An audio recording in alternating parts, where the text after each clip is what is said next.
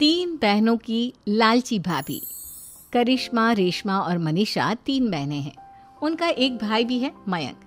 मयंक अपनी बहनों को बहुत प्यार करता है, लेकिन मयंक की पत्नी सविता इस मामले में मयंक से बिल्कुल ही अलग है। वो अपनी ननदों का जितना बुरा कर सकती है उतना बुरा करती ही रहती है और अपनी ननदों पर हुक्म भी चलाती है। करिश्मा, करिश्मा, तुमने अभी तक नाश्ता नहीं बनाया? तुम्हारे भैया को ऑफिस जाने में देर हो रही है। हाँ भाभी, बस अभी बनाती हूँ। करिश्मा, तुम ये ढीलापन छोड़ दो। कल को पराए घर जाना है।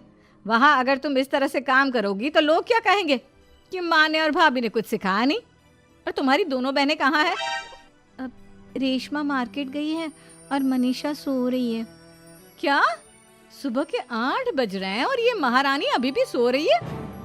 ये कहते हुए सविता अपनी सास दुर्गा देवी के पास जाती है। माँ जी, देख रही हो अपनी बेटियों के तौर तरीके?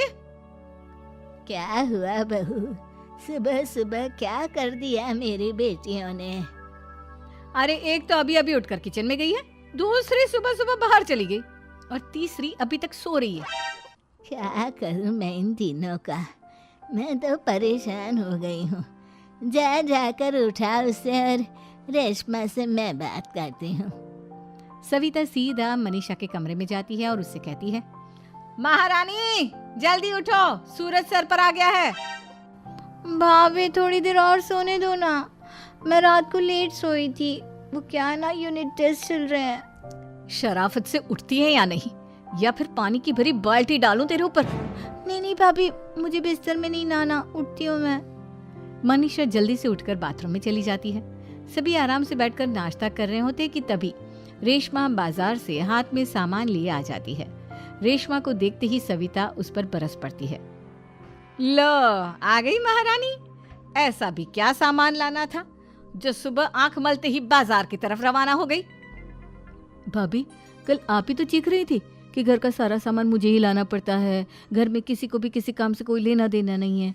अब मैं बाजार जाकर सामान ले आई तो आपको इस बात से भी तकलीफ हो रही है? देख रही हो माँ जी, अपनी बेटी की जुबान कैंची से भी तेज चलती है। और मयंक, आप तो कुछ कहेंगे नहीं अपनी लाडली बहन को। रेशमा, अपनी भाभी से ऐसे बात नहीं करते।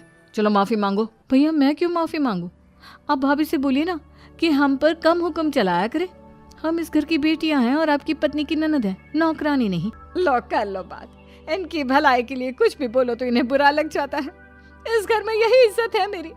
देख लो माँ जी, आपकी बेटी किस लहजे में मुझसे बात कर रही है। सविता वहां से चली जाती है। मयंक को बहुत गुस्सा आता है, वो भी वहां से